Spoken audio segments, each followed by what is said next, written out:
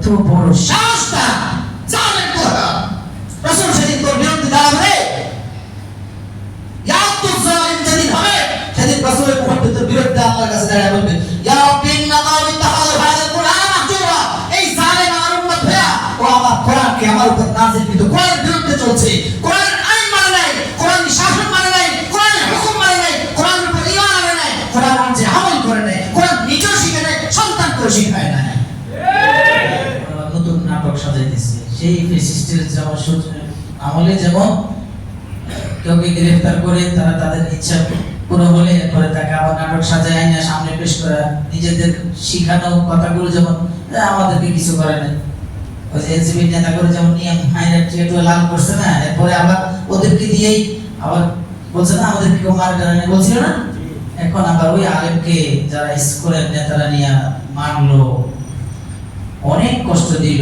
যিনি নিজে জবানে বললেন আমাকে এই করেছে যে এখন পাগলের মতো মানে আবার থানায় নিয়ে পরিবার সহ সবাইকে চাপ দিয়ে আবার নতুন বলি এই পুলিশ বাহিনী এই জাতি সোজা হবে না এই পুলিশ সোজা না হলে দেশ ঠিক হবে খাদিজাতুল কুবরা রাদিয়াল্লাহু তাআলা আনহা তিনি রাসূল করিম সাল্লাল্লাহু আলাইহি ওয়াসাল্লামের সুখে দুঃখে সর্বাবস্থায় ঘরের সর্বাবস্থায় যে রাসূলের পাশে থেকে রাসূলকে সান্ত্বনা দিয়েছেন রাসূলকে আরাম দিয়েছেন রাসূলের পাশে ছিলেন তিনি হলেন সাইয়্যিদাতু হযরত খাদিজা আল কুবরা রাদিয়াল্লাহু যার কাছে আল্লাহ সালাম পাঠিয়েছেন যার জন্য সুসংবাদ জান্নাতের সার্টিফিকেট যিনি রাসূল আরবি সাল্লাল্লাহু আলাইহি ওয়াসাল্লামের স্ত্রী আর কি লাগে তার জান্নাতে যাবার জন্য ওয়া নুমিনু বিহি ওয়া নাতাওয়াক্কালু আলাইহি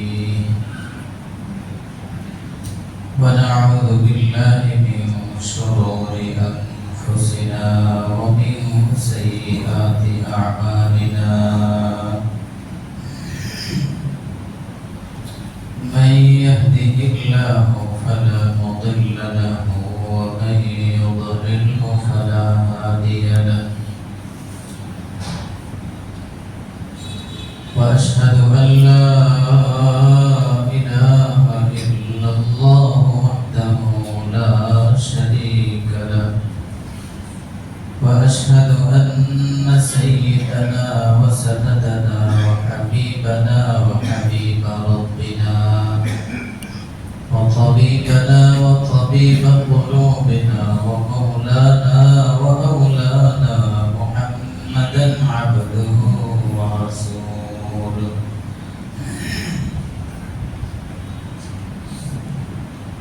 الذي علمه الله تعالى فأحسن تعليمه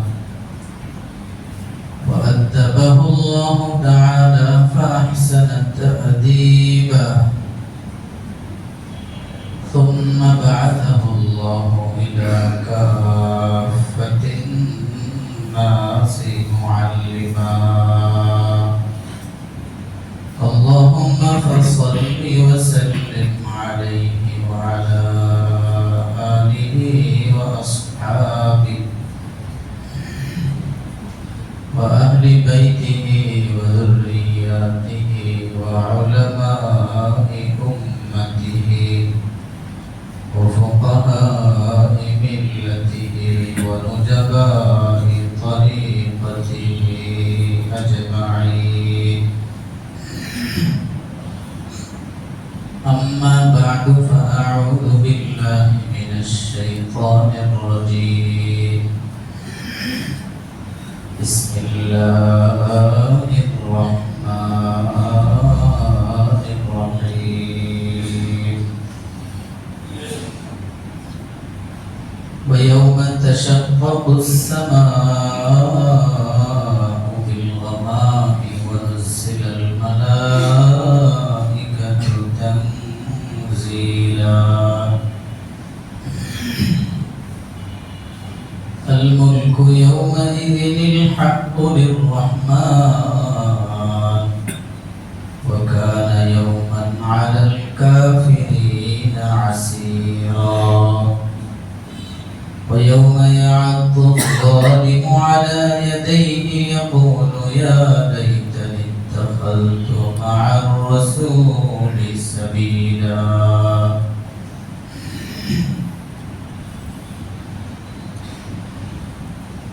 صدق الله مولانا العظيم وصدق رسوله النبي الأمي الكريم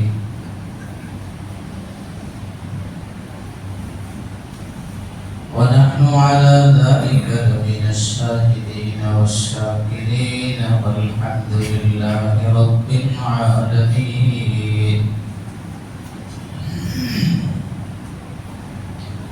وقال رسول الله صلى الله عليه وسلم: من مات فقد قامت قيامته. وصدق رسوله النبي الكريم. محبة الشريف اللهم صل على محمد وعلى آل محمد كما صليت على إبراهيم وعلى آل إبراهيم حميد مجيد. اللهم بارك على محمد وعلى آل محمد كما باركت على إبراهيم وعلى آل إبراهيم إنك حميد مجيد. لا إله إلا الله لا إله إلا الله لا إله إلا الله لا إله إلا الله لا إله إلا الله لا إله إلا الله محمد رسول الله صلى الله عليه وسلم. এখন এনে বসেন, কিন্তু সামনে চলে আসছে, আমাদেরকে কষ্ট নেই, বসেন, পরে বিছায় অসুস্থ মানুষ সামনে আসছে। আল্লাহ আমাদেরকে মাফ করে দেয়।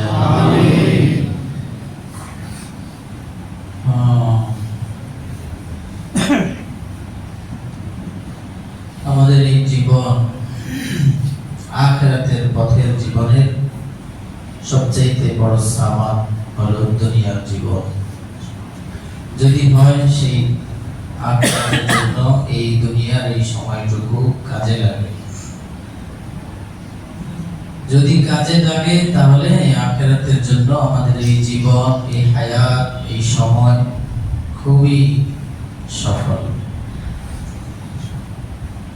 যদি আমাদের জীবনটা বরফের চাকার মতো খুশি খুশি গলে গলে শেষ হয়ে যায়, বেহুদা একটা বরফ ফেলে রেখেছে আর এটা কোনো কাজে লাগছে না, এটা অটোমেটিক ধরে রাখতে পারবে না, ক্ষয় হয়ে যাবে।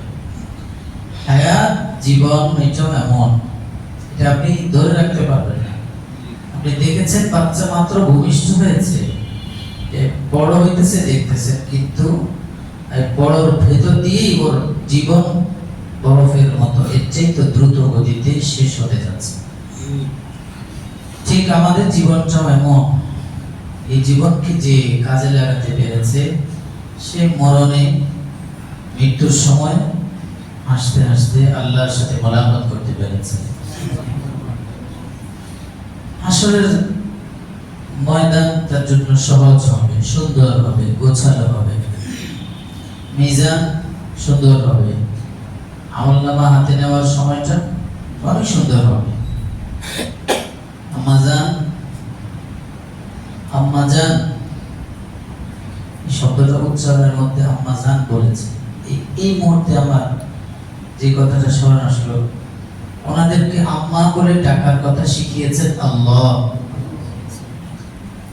ওয়া আজওয়াজুহু উম্মাহাতুহুম, উম্মাহাতুহুম যাই হোক, কোরআনের মধ্যে বলেছেন আল্লাহ النبي أولى بالمؤمنين من أنفسهم وأزواجه أمهاتهم নবীজি সাল্লাল্লাহু আলাইহি ওয়াসাল্লামের স্ত্রীগণ তারা মুমিনদের মা আম্মা বলে ডাকতে শিখিয়েছেন আল্লাহ। কিন্তু এখন যদি কেউ রেখে ওই খাদিজা আছে না, খাদিজা জীবনে কোনো সময় নামাজ পড়ে নাই, এভাবে যদি সম্বোধন করে তার কথা রং আর ঢঙের মধ্যে বেয়াদবি ফুটে ওঠে না? এমন কিছু মানুষ, এমন কিছু বক্তা এখন আছে আমার কাছে, বহুজন এখন নেট জগৎ ভাইরাল। একজন হুজুর আমার তো মেজাজ খারাপ হয়ে গেছে, কি করতে হুজুর আমার হোয়াটসঅ্যাপ পাঠাইতেছে। খাদিজা আছে না, খাদিজা তো নামাজ পড়ে না, তার কাছে তোমার মেয়ে নাকি? খাদিজাতুল কুবরা রাদিয়াল্লাহু তাআলা আনহা তিনি রাসূল করিম সাল্লাল্লাহু আলাইহি ওয়াসাল্লামের সুখে দুঃখে সর্বাবস্থায়, ঘরের সর্বাবস্থায় যে রাসূলের পাশে থেকে রাসূলকে সান্ত্বনা দিয়েছেন, রাসূলকে আরাম দিয়েছেন, রাসূলের পাশে ছিলেন তিনি হলেন সাইয়্যিদাতু হযরত খাদিজা আল কুবরা রাদিয়াল্লাহু, যার কাছে আল্লাহ সালাম পাঠিয়েছেন, যার জন্য সুসংবাদ জান্নাতের সার্টিফিকেট, যিনি রাসূল আরবি সাল্লাল্লাহু আলাইহি ওয়াসাল্লামের স্ত্রী। আর কি লাগে তার জান্নাতে যাবার জন্য? হ্যাঁ, এখন উনি নামাজ পড়ে নাই এই কথাটা ঠিক আছে, কিন্তু কথার বাচন ভঙ্গি এটা আর বেয়াদবি। নামাজ যেদিন ইসলাম রাসূল সাল্লাল্লাহু আলাইহি ওয়াসাল্লাম প্রথম নবী হয়েছেন সেদিন থেকে নামাজ ফরজ হয়েছে। তো নামাজ পড়ে নাই, উনি তো নামাজ ফরজ হওয়ার আগে ইন্তেকাল করেছেন, এটা তো বুঝে বলতে পারতেন। মানে নামাজ পড়ে কি লাভ হবে, কি করবেন আপনারা? খাদিজা তো নামাজই পড়ে নাই, তারপর জান্নাত চলে গেছে, এটা বুঝতে চান নাকি আপনি? আম্মা জানদের শানে গোস্তাখিমূলক কথা বলা এটাই প্রমাণ করে তুমি সাহাবা বিদ্বেষ, তোমার ভিতরে সাহাবা বিদ্বেষ আছে, তুমি সাহাবা বিদ্বেষী। আর সাহাবাদের সাথে বিদ্বেষ পোষণ করে রাসূল তাদের জন্য লানত করেছেন, তাদের জন্য জাহান্নামের ঠিকানা। আম্মা জান হযরতে আয়েশা সিদ্দিকা রাদিয়াল্লাহু তাআলা আনহা একবার রাসূল ঘরে এসেছেন, ঢুকে দেখেন আম্মা জান কাঁদতেছেন। কোন আম্মা? আয়েশা রাদিয়াল্লাহু তাআলা। আল্লাহ মাফ করে দাও। ঢুকে দেখেন আম্মা জান হযরতে সিদ্দিকা আয়েশা রাদিয়াল্লাহু আনহা কি করতেছেন? মায়ু কি আয়েশা কাঁদো কেন?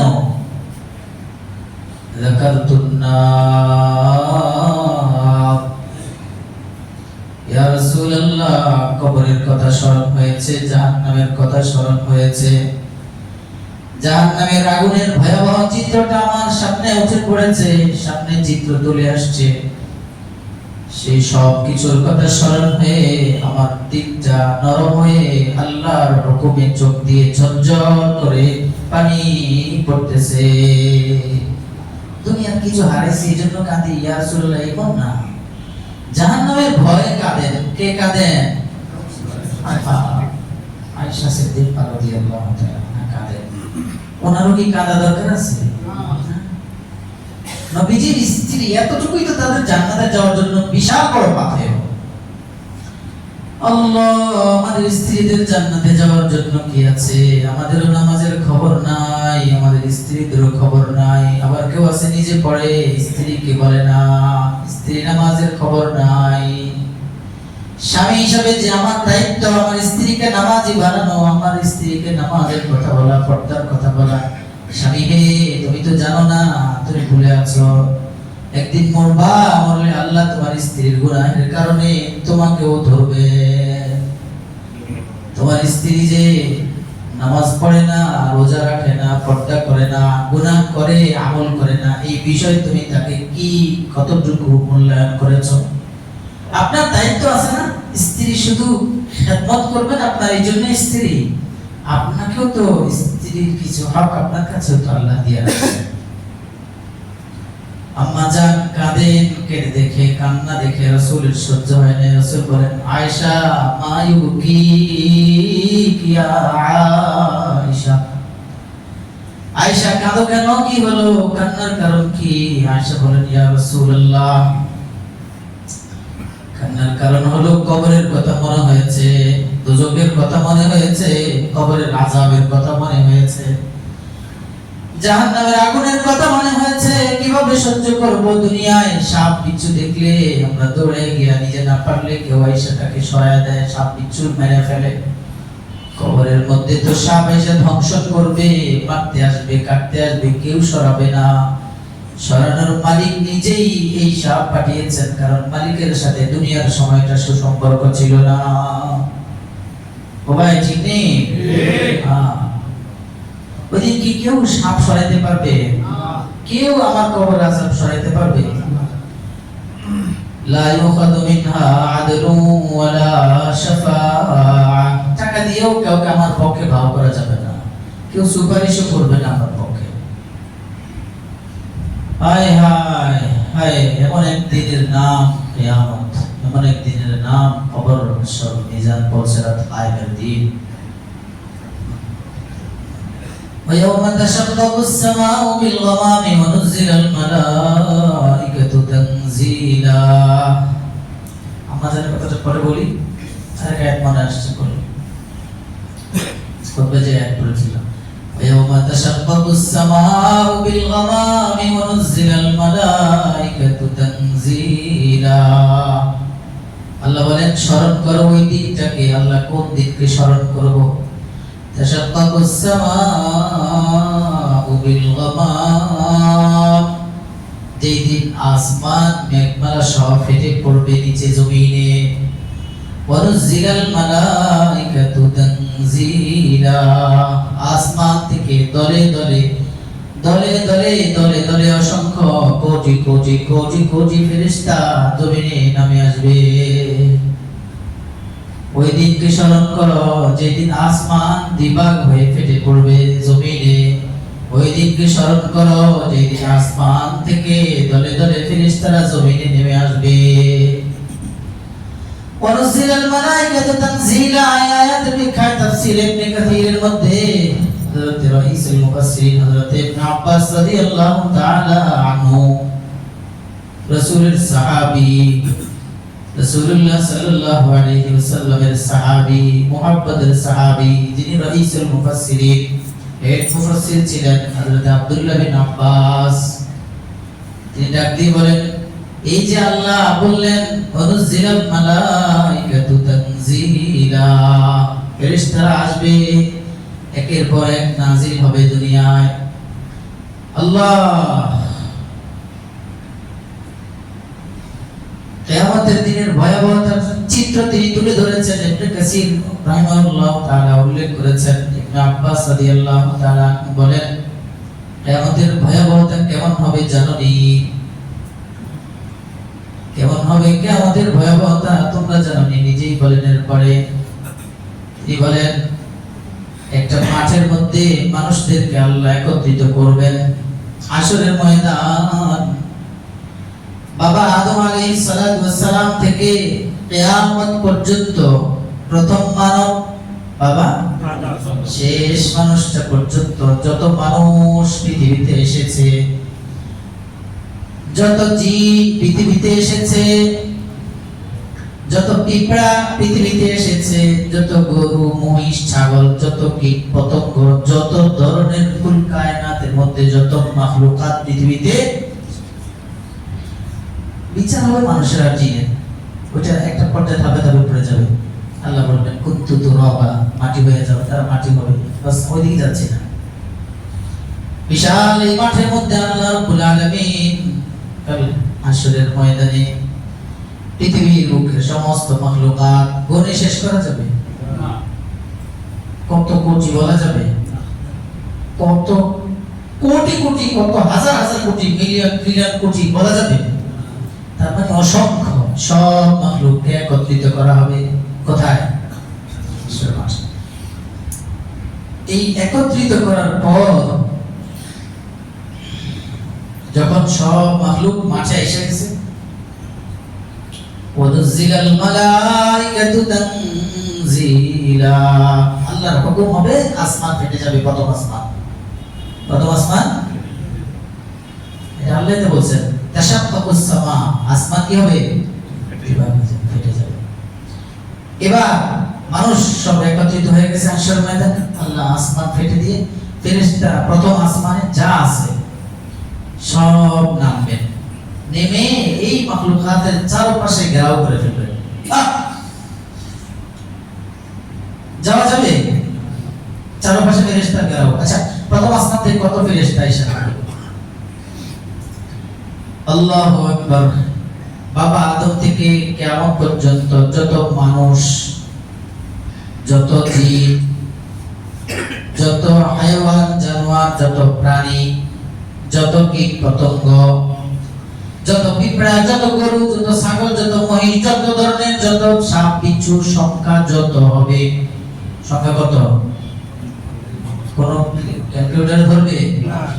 যত সংখ্যা হবে সব মাখলুকাতের, গাছপালা, তরুলতা, সব কিছুর যত সংখ্যা হবে, আল্লাহর মাখলুকের যত সংখ্যা হবে, এর চাইতেও কোটি কোটি কোটি কোটি কোটি কোটি গুণ বেশি প্রথম আসমান থেকে আল্লাহর ফেরেশতারা জমিনে নামবে। আল্লাহ মাফ করে দেন। ফেরেশতারা নেমে কোথায় দাঁড়াবেন?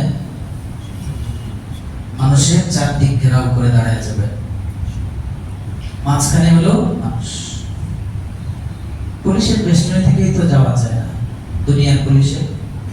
হ্যাঁ, দুনিয়ার পুলিশ কি কোনো মতো ভাব করে যাওয়া যায়? আবার যেমন না হাবিবুল্লাহ মিয়াজি সাহেবের কথা শুনছিলেন না গত সপ্তাহ, এখন আবার নতুন নাটক সাজাইতেছে। সেই ফেসিস্টের যাওয়ার আমলে যেমন কাউকে গ্রেফতার করে তারা তাদের ইচ্ছা পুরো হলে পরে তাকে আবার নাটক সাজায় আইনা সামনে পেশ করা, নিজেদের শিখানো কথাগুলো যেমন আমাদেরকে কিছু করে না, ওই যে এনসিপি নেতা করে যেমন নিয়ম আইনের একটু লাল করছে না, এরপরে আবার ওদেরকে দিয়েই আবার বলছে না আমাদেরকে কেউ মার কারণে বলছিল না, এখন আবার ওই আলেমকে যারা স্কুলের নেতারা নিয়ে মারলো, অনেক কষ্ট দিল, যিনি নিজে জবানে বললেন আমাকে এই করেছে, যে এখন পাগলের মতো অনেক, আবার থানায় নিয়ে পরিবার সহ সবাইকে চাপ দিয়ে আবার নতুন বলি এই পুলিশ বাহিনী। এই জাতি সোজা হবে না, এই পুলিশ সোজা না হলে দেশ ঠিক হবে। সব ছাড়াই করে এরপরে আল্লাহ দেওয়া কোনো গোলামদেরকে দাঁড় করা যাবে। ওয়ানাজিলাল মালাইকাতু তানজিলা, আসমান থেকে ফেরেশতারা নামবেন একের পর এক, আসমান থেকে ফেরেশতারা, মাঝখানে মানুষ।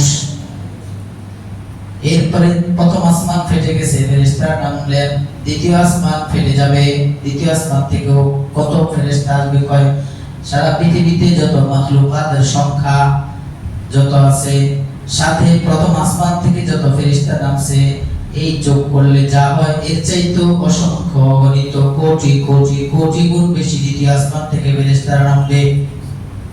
এই কথা আল্লাহ বলেছেন ওয়ানাজিলাল মালাইকাতু তানজিলা।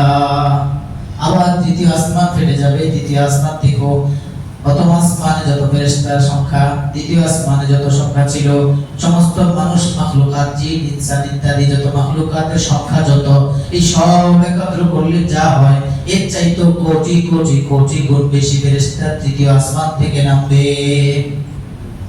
এভাবে 3 4 5 6 7 আসমান পর্যন্ত সবগুলা নুজিলাল মালাইকাতু তানজিলা, সব আসমান থেকে ফেরেশতারা এভাবে, মানে ষষ্ঠ আসমানের সংখ্যা যত, 1 থেকে 5 ষষ্ঠ আসমানের সংখ্যা ফেরেশতাদের সংখ্যা যত হবে, দুনিয়ার মাখলুকাতের সংখ্যা যত হবে, এর চাইতে কোটি কোটি গুণ বেশি হবে সপ্তম আসমানের ফেরেশতাদের সংখ্যা।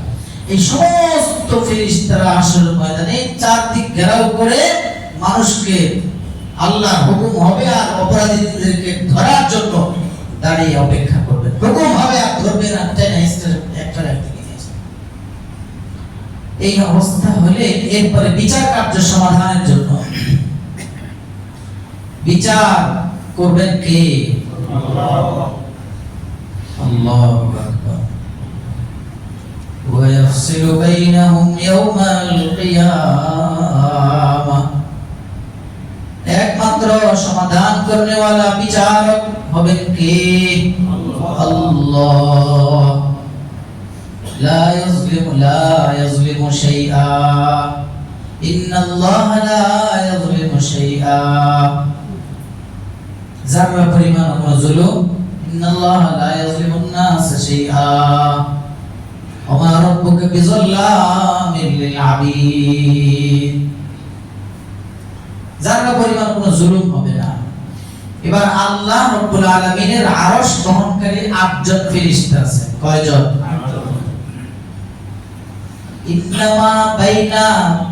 ইন্নামা বাইনা শাহমাতি উযুনিহি ইলা আতিকিহি 700 আম। এই 8 জন, এক একজনের দেহ কত বড় এটা বুঝাবার আগে রাসূল একটা কথা বলেছেন, এটা কি বুঝা যাবে দেহটা কত। রাসূল বলেন এই কানের লতি থেকে কাঁধ কয় আঙ্গুল? 4 আঙ্গুল। আমাদের কত আঙ্গুল? 4 আঙ্গুল। রাসূল বলেন ইন্নামা বাইনা শাহমাতি উযুনিহি ইলা আতিকিহি 700 আম। আল্লাহর আরশ যে 8 জন ফেরেশতা বহন করে আছেন, এক একজনের কানের লতি থেকে কাঁধ পর্যন্ত পৌঁছতে 700 বছর দৌড়াইতে হবে, তারপরে পৌঁছা যাবে। কানের লতি থেকে কাঁধ পর্যন্ত ফেরেশতাদের বড় কত? রাসূল বলেন 700 বছর দৌড়ায় যতটুকু যাওয়া যায় এত বড়। এবার বলেন কানের লতি থেকে কাঁধ পর্যন্ত যদি আল্লাহর আরশ বহনকারী ফেরেশতাদের এতটুকু বড় হয়, দেহটা কত বড় হবে? যিনি আল্লাহ বানিয়েছেন তিনি কত বড়, তার ক্ষমতা কত বড়। ইনিল হুকমু ইল্লা লিল্লাহ ইন্নাল্লাহা আলা কুল্লি শাইইন কাদির। ও ক্ষমতা, দুনিয়ার ক্ষমতা তুচ্ছ ক্ষমতা, সমস্ত ক্ষমতার মালিক, ক্ষমতার ওয়াদের ক্ষমতার মালিক কে? আল্লাহ। টানা ধরলে সেকেন্ডের মধ্যে ক্ষমতা আউট।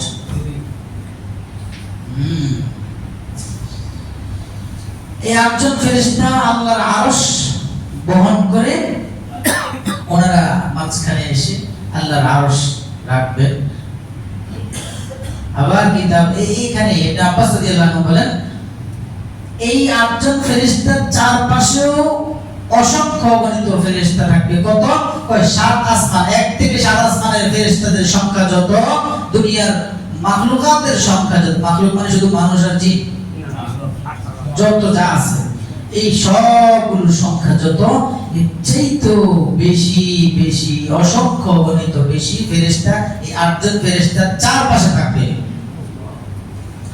এবার বলেন একটু চিত্রটা একটু কল্পনা করেন, দুই পাশে চারপাশে আপনার ফেরেশতা ফেরেশতা, যেদিকে তাকান ফেরেশতা, যেদিকে তাকান ফেরেশতা, ডানে ফেরেশতা বামেও ফেরেশতা, সামনেও ফেরেশতা পিছনেও ফেরেশতা, আর সিংহাসন কায়েম হয়ে গেছে, আল্লাহ বিচার কার্য সম্পাদনের জন্য এসেছেন।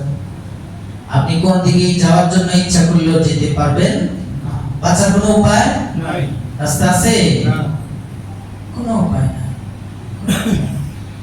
আম্মাজান আয়েশা সিদ্দিকা রাদিয়াল্লাহু তাআলা আনহা এই চিত্রটার কথা মনে করে কাঁদতেছিলেন। রাসূল ঝুঁকে যখন দেখছেন আম্মাজান কাঁদেন, তুমি কাঁদো কেন? আমি কবরের কথা, আমার যাকাত তো না, আমার জাহান্নামের কথা মনে হয়েছে, এইজন্য চোখের পানি আসছে, কাঁদতেছি ইয়া রাসূলুল্লাহ। এরপরে বলেন ইয়া রাসূলুল্লাহ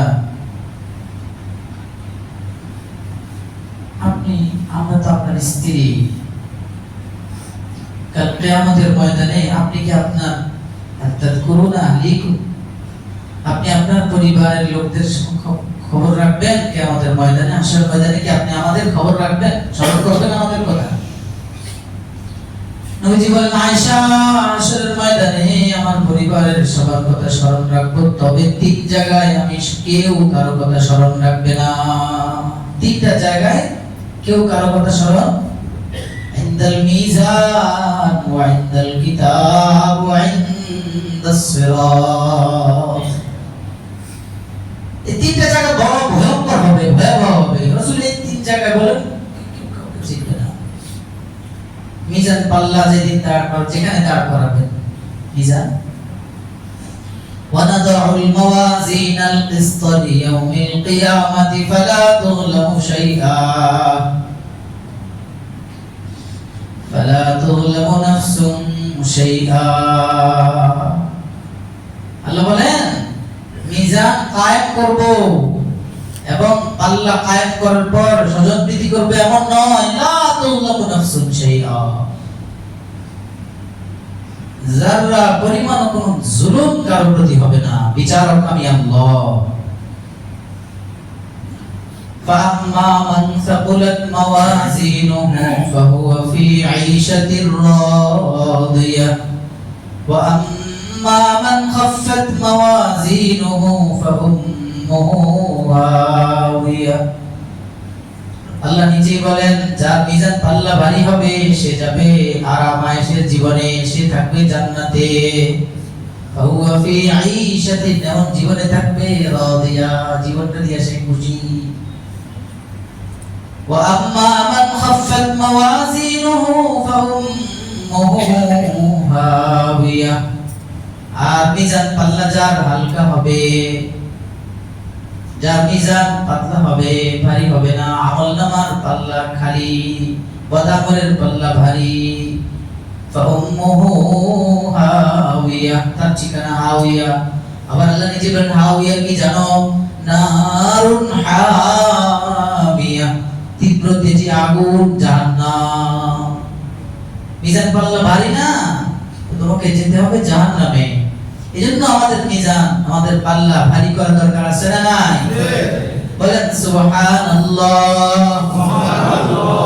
রাসূল বলেন এতটুকু বলছো তো তামলাউল মিজান, তোমার মিজান পাল্লা নেকি দিয়ে ভরে গেছে।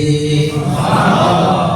আবার বললেন, রাসূল বলেন তামলাউল মিজান, মিজান পাল্লা আবার তোমার ভরে গেছে। সুবহানাল্লাহ। বললেন আলহামদুলিল্লাহ, বললেন আল্লাহু আকবার, বললেন লা ইলাহা ইল্লাল্লাহ। রাসূল বলেন এই সবগুলো কালিমা বলতে দেরি আমাদের মিজান পাল্লা ভরতে দেরি হবে না। সুবহানাল্লাহ। পড়বো ইনশাআল্লাহ। দুনিয়ার গল্প গুজব আর কি বলছে কাজ করেই তো সময় পাই না, কোন সময় আমল করব? লাগালাগি মারামারি ঝগড়া করে তো শেষ করা যায় না সময়। কি বলতো করতে করতে এত মজাই চলে বাবা, চার দোকানে এটা বড় আড্ডা জমে।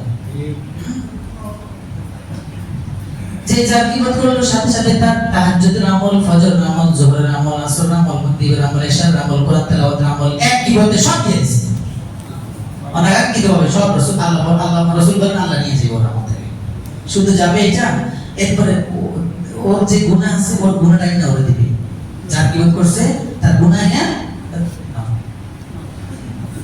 হ্যাঁ, এইজন্য বুখারী শরীফের মধ্যে আসছে, রাসূল বলেন কালিমাতান হাবিবাতান ইলার রহমান খফিফাতান আলাল লিসান থাকিলাতান ফিল মিজান। দুইটা কালিমা এমন আছে যেটা আল্লাহর অনেক পছন্দ, আল্লাহর অনেক। আপনার পছন্দ হওয়া দরকার নাই, না আল্লাহর পছন্দ আল্লাহর কাছে থাকে।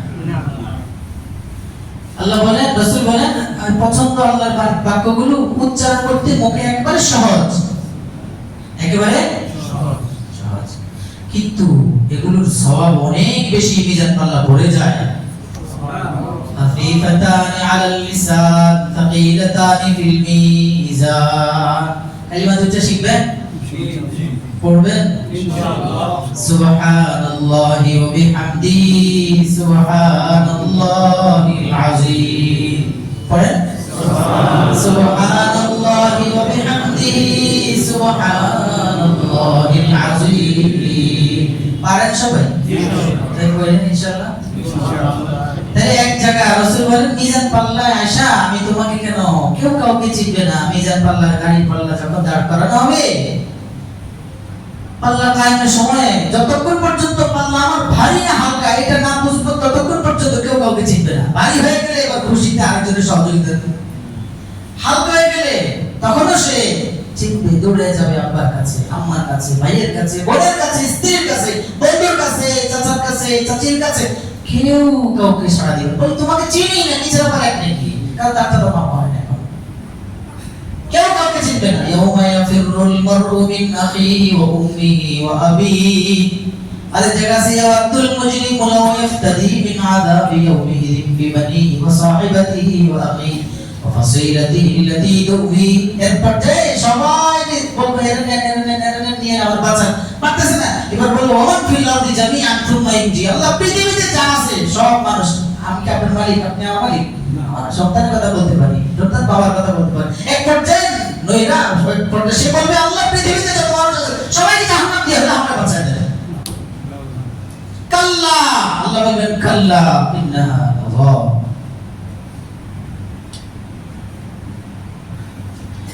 দুই নম্বর, আয়েশাকে রাসূল কান্না দেখে জিজ্ঞেস করলেন, আয়েশা কাঁদো কেন? বলে জাহান্নামের কথা স্মরণ হয়েছে। আয়েশা বলে, আল্লাহ রাসূল গো, হাসরের ময়দানে কি আমাদের কথা স্মরণ করবে? বলে সব জায়গায় স্মরণ হলেও তিন জায়গায় স্মরণ করতে পারবো না। এক নম্বর, দুই নম্বর ইনদাল কিতাব, আমলনামা যখন হাতে আসবে, এটা কি ডান হাতে আসবে না বাম হাতে আসবে, নাকি পেট পিঠ বুক চিরে ঘাড়টা মোচড়ে পিছনের দিকে সরায়া বাম হাতে দেওয়া হবে, এই এক টেনশনে থাকবে। ডান হাতে আসবে না বাম হাতে আসবে, টেনশনে কেউ কাউকে চিনবে না। নাকি এর চেয়ে ভয়ঙ্কর হবে, বাম হাতকে ভিতর দিয়ে ঢুকিয়ে পেট পিঠ চিরে বুকের পিছন দিয়ে পিঠের পিছন দিয়ে বের করে এখন তো মাথায় দিকে, এবার রাসূল ঘাড়কে মোচড়ে ওদিকে ভেঙে দেওয়া হবে। দেখ, ইকরা কিতাবাকা কাফা বিনাফসিকা আল-ইয়াওমা আলাইকা হাসিবা। তুই নিজে বুঝবি, আজকে আরবি পারলে না পারবি, আজকে পারবি পর। ইনদাল কিতাব, মিজান কিতাব, আরে কিতাব আমলনামা কোন ভাবে আসবে যতক্ষণ পর্যন্ত নিশ্চিত না হবে কেউ কাউকে।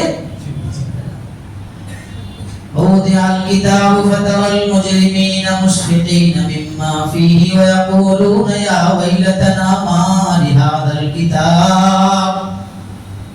কিতাব দিয়ে বলবে, হায় হায়, একটাও তো ছাড়লো না। লা ইউগাদিরু সগীরাতান ওয়ালা কাবীরাতান ইল্লা আহসাহা। এমন এক গোপনে করছি, দুনিয়ার মানুষ দূরের কথা, আমার মেয়ে, আমার ছেলে, আমার বিবিও তো জানে না, ঘরের পিঁপড়াও জানে না। ওই লোক লিখছে ফেরেশতা, লা ইউগাদিরু সগীরাতান ওয়ালা কাবীরাতান ইল্লা আহসাহা। সবগুলো লিখছে ফেরেশতা। এজন্যই তো আফসোস করবে আর ভীত সন্ত্রস্ত অবস্থায় থাকবে। রাসূল এক হাদিসে বলেন, ইসাহু রাজুলুম মিন উম্মতি ইয়াউমাল কিয়ামা। দুনিয়ার মানুষ সব হাসরের ময়দানে, আদম থেকে শুরু করে সবাই হাসরের ময়দানে।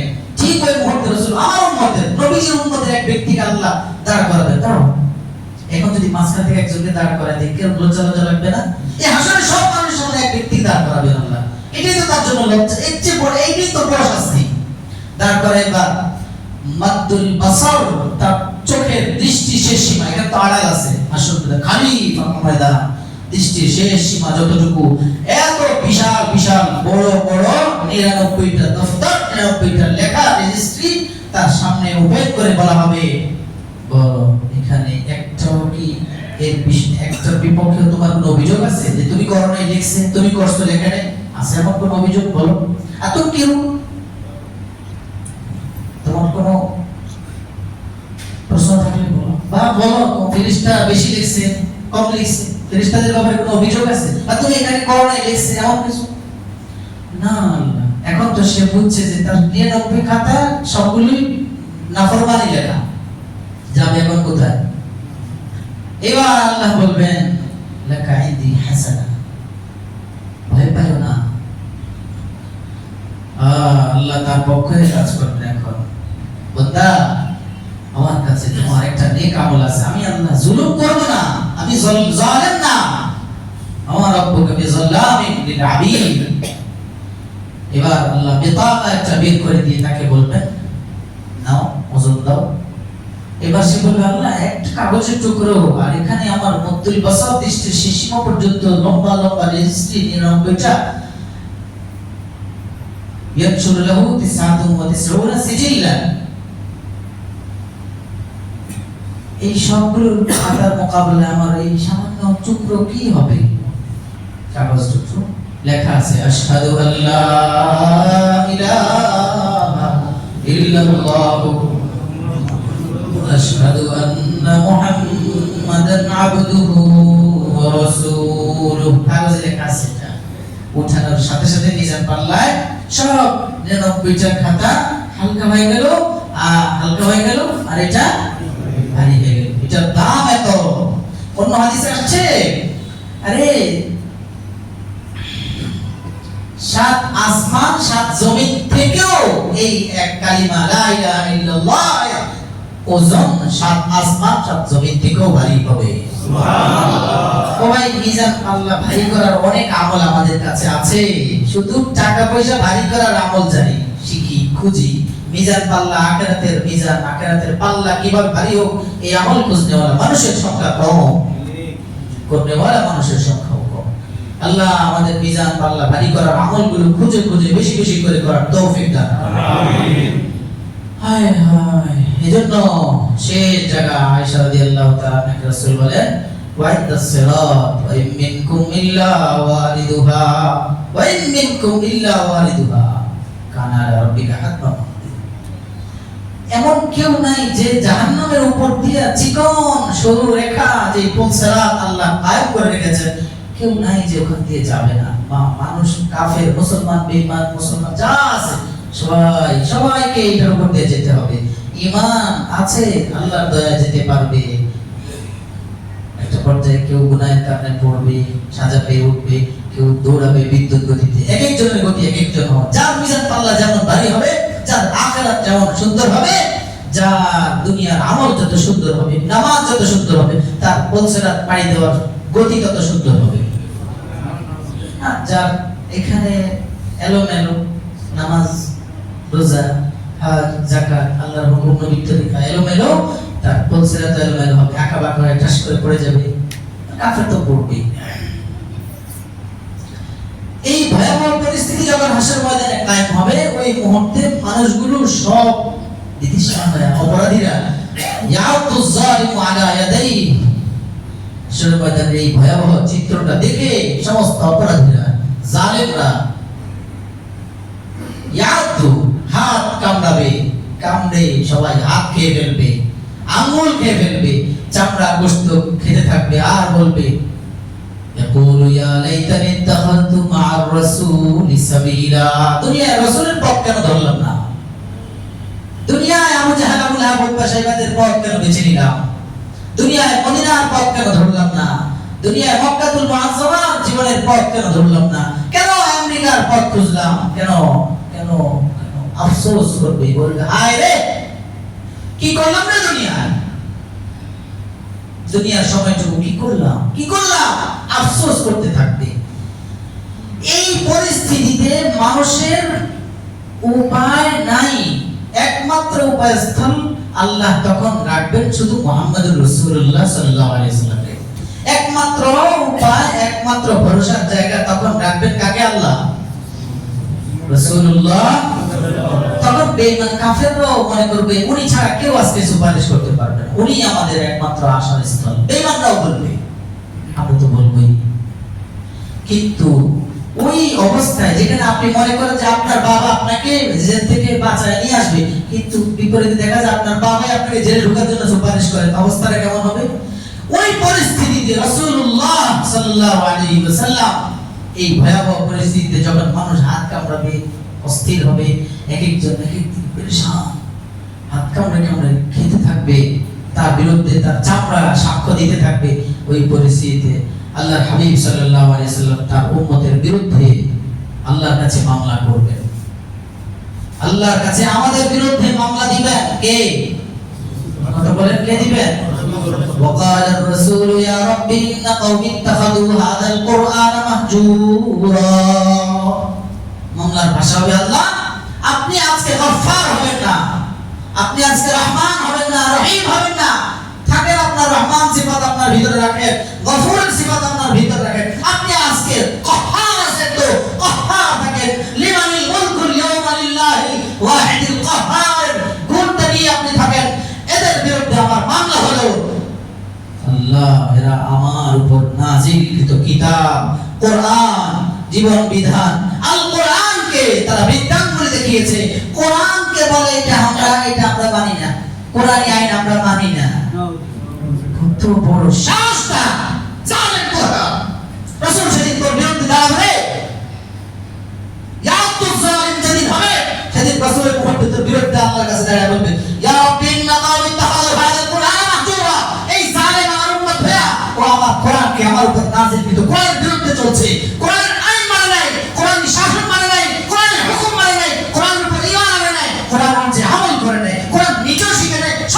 শিখায় না। আল্লাহ বুঝার আমল করার তৌফিক দান করুন। কোরআন শিখবো, সন্তানদের শিখাবো ইনশাআল্লাহ। কোরআনের ঈমান না আনার দৌলত বিশাল। ঈমান আছে, ঈমান আনার পরেও শিখার সংখ্যা একেবারে নাই বললে চলে। শিখছে, শিখার পরেও নিজের মন মতো করে পড়ে, কিন্তু কোরআনের আমল, কোরআন অনুযায়ী জীবন গড়া, সেটার সংখ্যা 0%। কোরআনের উপর আমল করতে ওয়ালাদের সংখ্যা নাই বললেই চলে। কোরআনের হুকুম, কোরআনের বিধান, কোরআনের তরিকা যেটা তো আল্লাহর হুকুম। কোরআনের বাতলে দেওয়া পথ ভালো লাগে না, কষ্ট হয়। কোরআনের উপর যারা আমল করে নাই, কোরআন অনুযায়ী যারা আমল করবে না, তাদের বিরুদ্ধে এই আয়াত ইয়া রাব্বি ইন্না কওমি ইত্তাখাযু হাযাল কুরআনা মাহজুরান বিখায় মুফাসসিরিন দেখেন তাদের বিরুদ্ধে আল্লাহ রাসূল মামলা, এটা আল্লাহ রাসূলের মামলা, ওদের বিরুদ্ধে যাবে ইনশাআল্লাহ। আল্লাহ আমাদেরকে কোরআন অনুযায়ী জীবন গড়ার তৌফিক দান করুন। আলাইনা ইল্লাল বালাগ ওয়া সাল্লাল্লাহু আলাইহি